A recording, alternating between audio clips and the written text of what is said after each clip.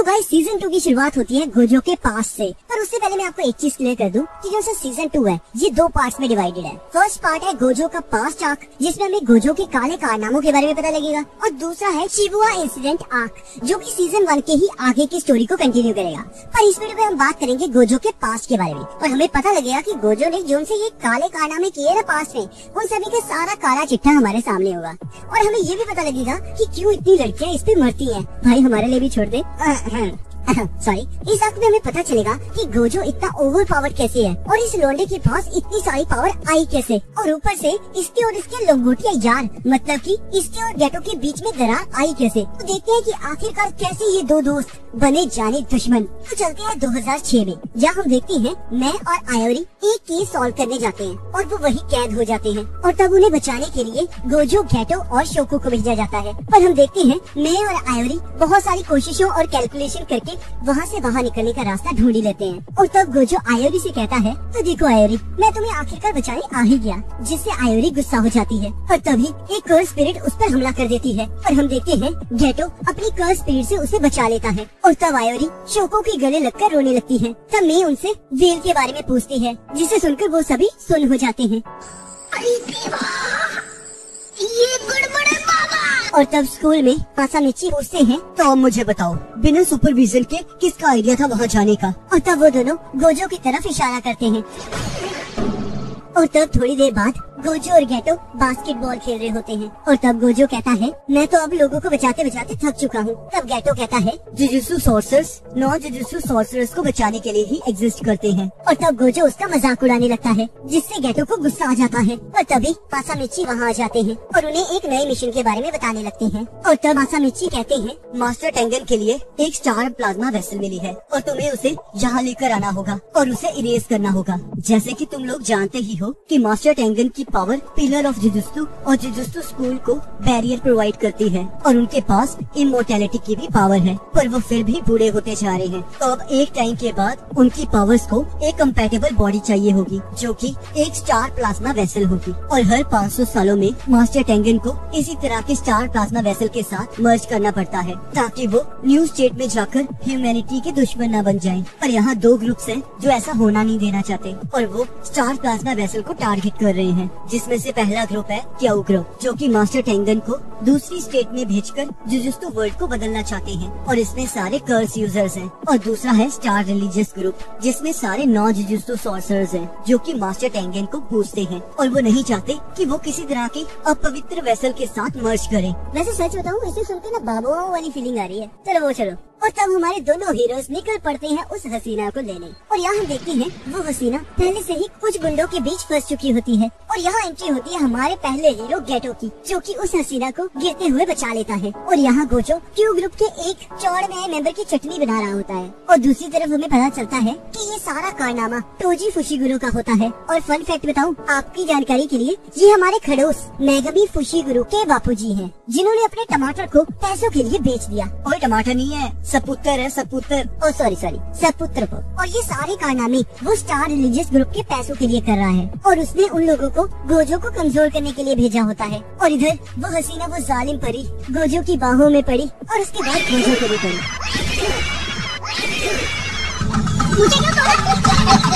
और तब वो लड़की अपनी कोफो दिखाने लगती है, और तब गेटो उसे समझाने की कोशिश करने लगता है, पर वो लड़की उनका मजाक उड़ाने लगती है। तेरा तो गेम बचाना पड़ेगा। और तब वहाँ क्रोई आ जाती है, जो कि रिको को गेटो और गोजो के बारे में बताती है। तब गोजो कहता है, ये लड़की तो चुड़ैल है, आखिरकार ये वेसल के लिए परफेक्ट कैसे बनी। और तब रिको अपनी बड़ाई करने लगती है, और गेटो और गोजो उसे इग्नोर कर रहे होते हैं। और तब रिको स्कूल जाने की जिद करने लगती है, और यहाँ गोजो मासामिची से कह रहा होता है कि हमें इस सिचुएशन में भी इस लड़की को स्कूल जाने देना चाहिए। तब मासामिची कहते हैं, ये मास्टर टेंगन का ऑर्डर है, वो मर्जिंग से पहले इसकी सारी ख्वाहिशों को पूरा करना चाहते हैं। जिसे सुनकर गोजो को गुस्सा आ जाता है। तब गेटो गोजो को समझाते हुए कहता है, इस लड़की ने वादा किया है कि ये मर्ज होने के बाद बैरियर की फाउंडेशन बनेगी, तो फिलहाल के लिए उसे अपने फ्रेंड्स और फैमिली के साथ मजे करने दो, क्योंकि वो बाद में ये सब कुछ नहीं कर पाएगी। और इधर टोजी रिको की फोटो को $30 मिलियन की बाउंटी के साथ वेबसाइट पर डाल देता है ताकि वो गोजो को थोड़ा वीक कर सके। और इधर स्कूल में 2 कर्स यूजर आए होते हैं जिन्हें गेटो की कर्सेस डिटेक्ट कर लेती हैं। तब क्रोई और गोजो रिको को ढूंढने के लिए चले जाते हैं और गेटो कर्स यूजर्स की तरफ चला जाता है। और तब हम देखते हैं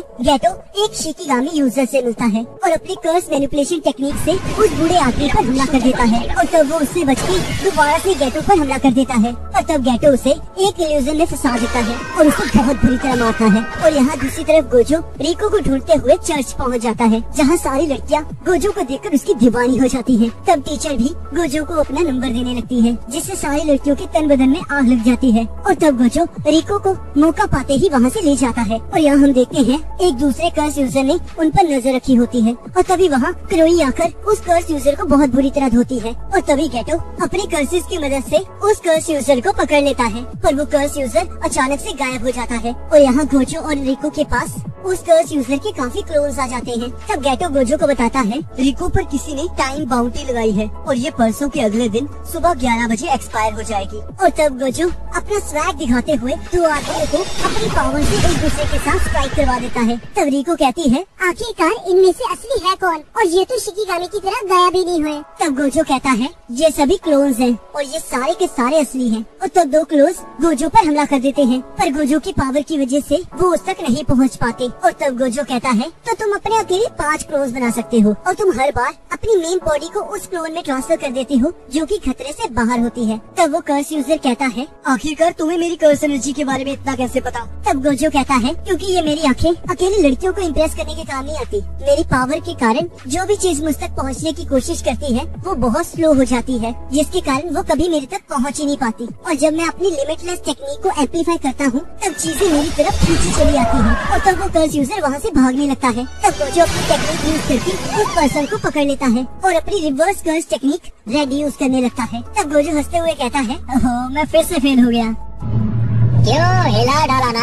और तब रिको के फोन पर क्रोई के किडनैप होने वाली फोटो आती है और इधर हम देखते हैं क्रोई को बचाने के बाद वो सभी लोग बीच पर मजे कर रहे होते हैं। तब गेटो कहता है रिको की बाउंटी कल खत्म हो जाएगी, उसके बाद हम जुजुत्सु हाई वापस चले जाएंगे। और तब हम देखते हैं ननामी और हाइबारा उनकी मदद करने के लिए वहाँ पहुँच जाते हैं। तब हाइबारा कहता है मुझे पूरा यकीन है कि हमारे सीनियर्स भी उस लड़की को बचाने के लिए अपनी पूरी ताकत लगा रहे होंगे और उनकी मेहनत तो हमें दिख ही रही है। और तब गेटो गोजो को कहता है हम जब से यहाँ आए हैं तुम तब से अपनी टेक्निक को यूज कर रहे हो तो क्या तुम्हें अब थोड़ा आराम नहीं करना चाहिए। तब गोजो कहता है ये इतना भी थका देने वाला काम नहीं है और वैसे भी तुम तो यहाँ हो ही। और तब वो लोग पूरा दिन मजे करते हैं और अगले दिन जुजुत्सु हाईवे पहुँच जाते हैं। तब गेटो कहता है अब हम जुजुत्सु टेक के बैरियर्स के अंदर हैं और यहाँ ये जगह हमारे लिए बहुत सुरक्षित है। पर तभी हम देखते हैं कि जैसे ही गोजो अपनी टेक्निक को ऑफ करता है टोजी अपनी तलवार को गोजो के शरीर के आर पार कर देता है। और तब टोजी हमें बताता है कि मैं पास्ट में एक बार गोजो फैमिली के एक लड़के से मिलने गया था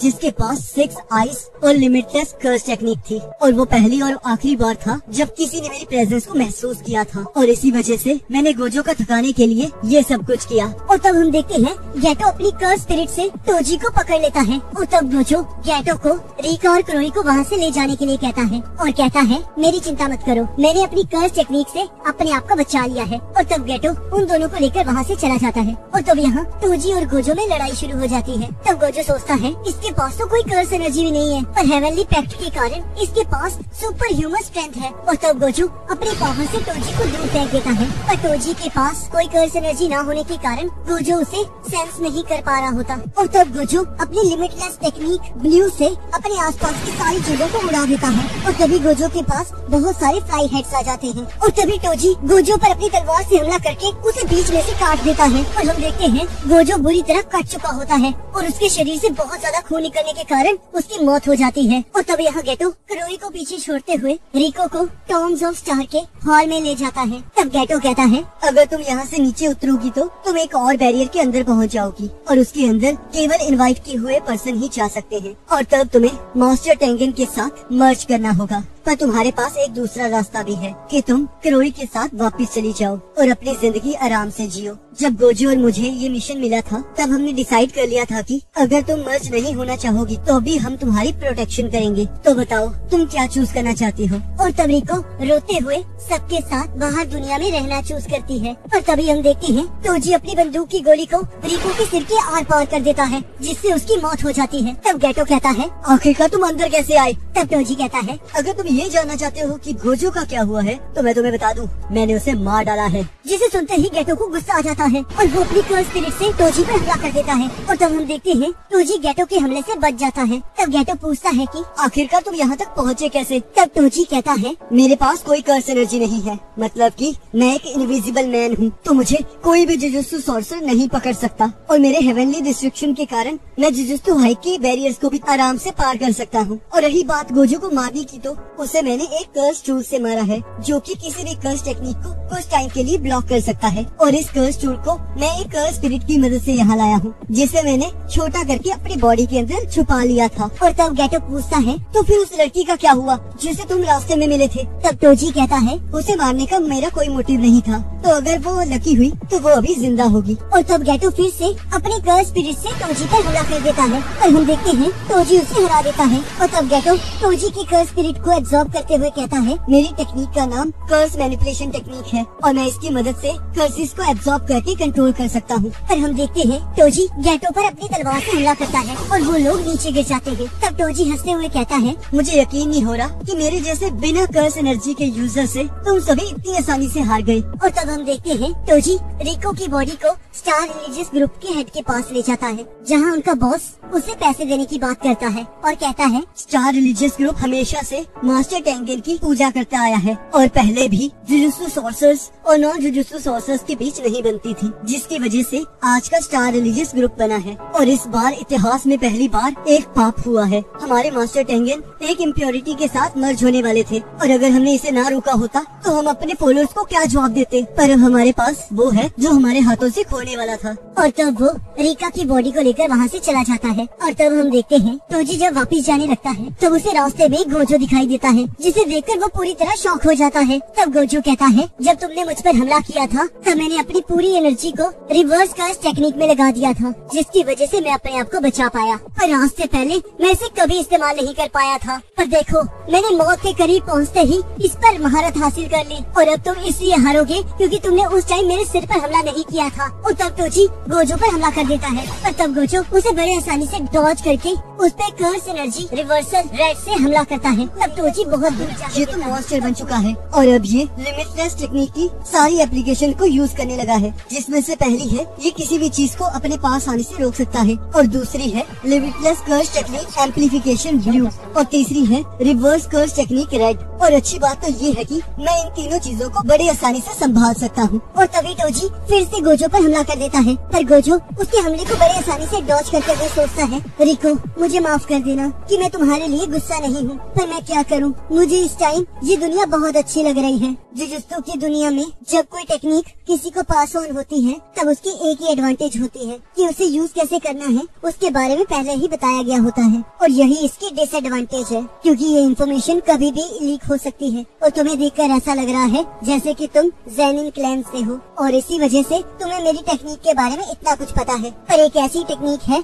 जो गोजो क्लैन के कुछ ही लोगों को पता है। और तब गोजो रेड और ब्लू टेक्निक को मिलाकर इमेजिनरी टेक्निक पर्पल बनाता है और उसे टोजी पर फायर कर देता है। और तब टोजी सोचता है, मैंने आज से पहले कोई भी काम सही नहीं किया, पर मैंने ये लड़ाई इसलिए लड़ी क्योंकि मेरे सामने लिमिटलेस टेक्निक का नया मालिक खड़ा था, जो कि इस टाइम सबसे पावरफुल जुजुत्सु सॉर्सर बन चुका है। और अगर मैं इसे हरा देता तो मैं उस ज़ेनिन क्लैन को दिखा सकता था कि उसने मुझे रिजेक्ट करके कितनी बड़ी गलती की है। पर जब मैंने वो पाने की कोशिश की जो मैं नहीं पा सकता था, मैं तभी हार गया था। और तब टोजी अपने बच्चे को याद करता है और गोजो उससे उसकी आखिरी ख्वाहिश पूछता है। तब टोजी कहता है, आज से 2 या 3 साल बाद मेरे बेटे को ज़ेनिन क्लैन को बेच दिया जाएगा, तो मैं ये तुम पर छोड़ता हूँ कि तुम उसके साथ क्या करना चाहते हो। और तभी टोजी की मौत हो जाती है। और यहाँ हम देखते हैं गेटो गोजो को ढूंढते हुए स्टार रिलीजियस ग्रुप की एक फैसिलिटी पहुँच जाता है, जहाँ सभी लोग तालियां मार रहे होते हैं और गोजो रिको की लाश को लेकर बाहर आ रहा होता है। तब गोजो कहता है कि क्या मैं इन्हें मार डालूं,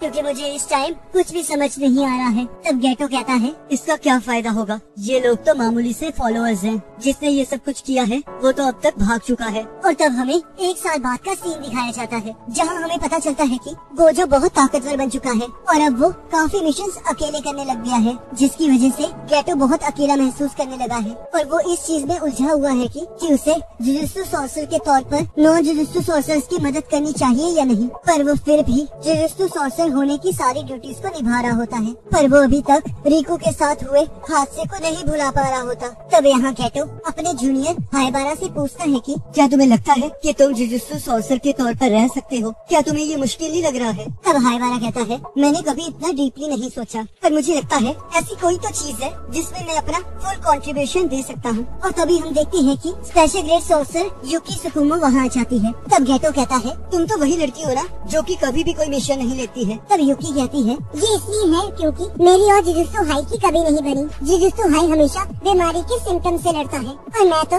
इसकी जड़ें ही उखाड़ देना चाहती हूँ। तो इसीलिए मैं दुनिया से कर्ज को पूरी तरह खत्म कर देना चाहती हूँ। और इसे करने के 2 तरीके हैं। जैसे कि हम लोग जानते ही हैं कि नॉन सॉर्सर्स की नेगेटिव एनर्जी से ही कर्सेस बनते हैं और हम जुजुत्सु सॉर्सर्स उस एनर्जी को अच्छी तरह यूज करना जानते हैं। तो पहला तरीका ये हो सकता है कि हम नॉन सॉर्सर्स को कर्स एनर्जी कंट्रोल करना सिखा दें, और दूसरा ये है कि हम उनकी कर्स एनर्जी को उनकी बॉडी से खत्म ही कर दें। और इसकी एक एग्जांपल तोजी फुशिगुरो था, क्योंकि हेवनली रिस्ट्रिक्शन के कारण उसके अंदर कोई भी कर्स एनर्जी नहीं बची थी। तब गेटो कहता है इसे आसानी से करने का एक ही रास्ता है कि हम सारे नॉन सोर्सेस को मार ही दें। तब युकी कहती है ये एक अच्छा आइडिया है, हम इस तरह बाकी नॉन सोर्सेस को इवॉल्व होने में मदद कर सकते हैं, क्योंकि अगर हम नॉन सोर्सेस को मारेंगे तो डर की वजह से नॉन सोर्सेस भी सोर्सेस बनने के लिए राजी हो जाएंगे। तो मुझे बताओ गेटो, क्या तुम नॉन सोर्सेस से नफरत करते हो। तब गेटो कहता है कि मैं विश्वास करता था कि सोर्सेस नॉन सोर्सेस को बचाने के लिए ही एग्जिस्ट करते हैं, पर मेरे साथ कुछ ऐसा हुआ जिसने मुझे इस पर सवाल करने पर मजबूर कर दिया। और अब मुझे ये समझ नहीं आ रहा है कि आखिरकार मेरी सच्चाई क्या है। क्या मैं नॉन सोर्सेस को बचाना चाहता हूँ या फिर मार डालना चाहता हूँ। तब युकी कहती है अभी तुम्हारी सच्चाई इनमें से कुछ नहीं है। जिस दिन तुम इनमें से किसी एक रास्ते को चुन लोगे उस दिन से वही तुम्हारी सच्चाई बन जाएगी। और तब युकी वहाँ से जाने लगती है और जाते हुए बताती है कि तुम्हारे टाइम में नशे मिल चुकी है, इसी वजह से वो अभी शांत है। और तब गेटो देखता है कि ननामी के साथ एक मिशन पर हाइबारा मारा जाता है। और तब गेटो सोचता है कि सॉर्सर की जिंदगी मैराथन दौड़ने के बराबर होती है और इसके आखिर में सिर्फ मौत ही लिखी होती है। तब हम देखते हैं कि गेटो एक मिशन के लिए एक विलेज में जाता है, जहाँ 2 लड़कियों को विलेजर्स ने पकड़ा होता है, जिन पर कर्स एनर्जी यूज करने का इंतजाम होता है और विलेजर्स उन्हें बुरा भला कह रहे होते हैं। तब गेटो उन विलेजर्स को मारकर उन लड़कियों को बचा लेता है। और यहाँ मासामिची और गोजो दोनों ये खबर सुनकर हैरान हो जाते हैं। और तब यहाँ गेटो शोको से मिलने आता है और शोको गोजो को गेटो के शिनजुकु में होने के बारे में बताती है। तब गोजो वहाँ आकर गेटो से ये सब कुछ करने का कारण पूछता है। तब गेटो कहता है मैं एक ऐसी दुनिया बनाना चाहता हूँ जहाँ सिर्फ जुजुत्सु सॉर्सर्स ही एग्जिस्ट करेंगे। तब गोजो कहता है क्या तुम इसके लिए अपने माँ बाप को भी मार डालोगे। तब गेटो हाँ कहता है। तब गोजो कहता है कि ये पॉइंटलेस है और ये एक ऐसी चीज है जो तुम कभी नहीं कर सकते, ये तुम्हारे लिए इम्पॉसिबल है। तब गेटो कहता है ये झूठ है गोजो, ये सब कुछ तुम बहुत आराम से कर सकते हो और तुम फिर भी मुझे ये कन्विंस कर रहे हो कि ये इम्पॉसिबल है। तो मुझे बताओ गोजो, क्या तुम ताकतवर हो इसलिए गोजो सातुरो हो, या फिर तुम गोजो सातुरो हो इसलिए ताकतवर हो। और अगर मैं तुम बन जाऊँ तो क्या मेरे ख्यालात भी सही लगने लगेंगे। तो अब मैंने सोच लिया है कि मैं अपनी जिंदगी कैसे जीऊंगा और अब मैं ये सोचूंगा कि इसे पाने के लिए मैं क्या क्या कर सकता हूँ। और तब गेटो वहाँ से चला जाता है। और तब यहाँ गोजो मासामिची से पूछता है क्या मैं ताकतवर हूँ। तब मासामिची हाँ कहते हैं। तब गोजो कहता है पर मेरे ताकतवर होने का क्या फायदा, मैं सिर्फ उन्हें ही बचा सकता हूँ जो खुद बचना चाहते हैं। तब इधर हम देखते हैं गेटो 4 रिलीजियस ग्रुप को डरा धमकाकर अपनी तरफ कर लेता है। और यहाँ गोजो टोजी के बेटे मेगुमी फुशिगुरो को ढूंढ लेता है और उसे बताता है कि उसके फादर जेनिन क्लैन से बिलोंग करते थे और अब उसके पास भी कर्सिस को देखने की पावर आ चुकी है, जिसकी वजह से जेनिन क्लैन उसे पाना चाहता है। और तब फुशिगुरो कहता है मुझे अपने फादर के बारे में कुछ नहीं जानना, क्योंकि वो और सुकुमी की माँ हमें यहाँ छोड़कर चले गए थे और अब हमारा उनके साथ कोई लेना देना नहीं है। तब गोजो कहता है ठीक है, पर अगर तुम्हें कभी कुछ जानना हो तो तुम मुझसे पूछ सकते हो। तो मुझे बताओ, क्या तुम ज़ेनिन क्लैन के पास जाना चाहते हो? तब फुशिगुरो कहता है क्या सुकुमी वहाँ खुश रहेगी? तब गोजो उसे मना कर देता है, जिससे फुशिगुरो चिड़चिड़ा हो जाता है। तब गोजो कहता है चिंता मत करो, तुम सब कुछ मुझ पर छोड़ दो, और हाँ, मैं तुमसे बहुत मेहनत करवाऊंगा ताकि तुम मुझसे भी ज्यादा स्ट्रॉन्ग बन सको। और तब हमें प्रेजेंट का सीन दिखाया जाता है, जहाँ फुशिगुरो, नोबारा और इटाडोरी गोजो को उठा रहे होते हैं, और तब गोजो हंसने लगता है। और इसी के साथ सीजन 2 का फर्स्ट पार्ट यानी कि गोजो पास्ट आर्क खत्म हो जाती है। अब इसके बाद स्टार्ट होगी शिबुया इंसिडेंट आर्क, जो कि जुजुत्सु काइसेन की सबसे एपिक आर्क है, जिसका लिंक आपकी स्क्रीन पर आ रहा होगा। आप उस पर क्लिक करके उस वीडियो को देख पाओगे।